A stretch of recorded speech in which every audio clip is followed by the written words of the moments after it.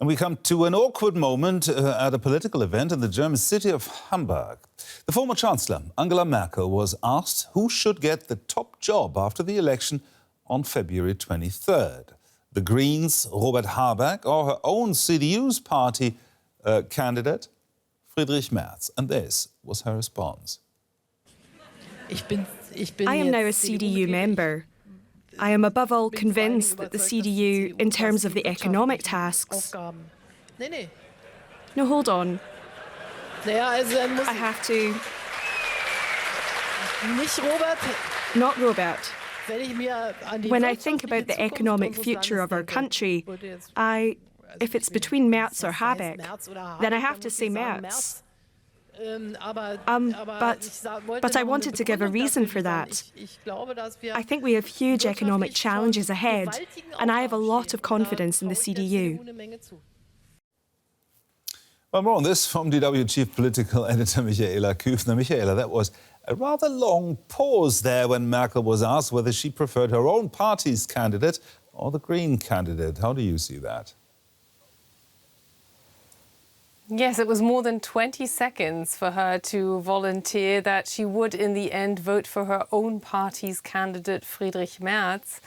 And she called Robert Habeck, Robert by his first name, the Green Vice-Chancellor. So this once again shows what is an open secret, that Angela Merkel and her still likely successor, the Conservative leader Friedrich Merz, simply don't get on. They never got on with each other. Friedrich Merz, during this campaign, keeps criticizing his own party, meaning the Merkel years, for the lot of problems created here in Germany. He simply won't let her legacy look too bright, although many people still hail Angela Merkel as the woman who provided the stability Germany was known for during her time as German Chancellor. So this is on open stage, and this follows her criticism of a very risky move that Friedrich Merz made, which was to factor in far-right Alternative for Germany party votes in a motion securing a majority there with help of the far-right AfD. And that's where she came out and just less than 3 weeks ahead of elections criticized the top candidate of the Conservative CDU, Friedrich Merz. Now, Merz is the clear favourite in the polls to become Germany's next Chancellor, but still, could Merkel's ostentatious lack of support affect his support there in the party? It could, and it probably already is affecting that. We saw clearly when there was this vote in Parliament that the Merkel followers, the top brass who were in the Merkel administration, simply didn't stand firm alongside Friedrich Merz's side. In fact, many didn't show up to vote.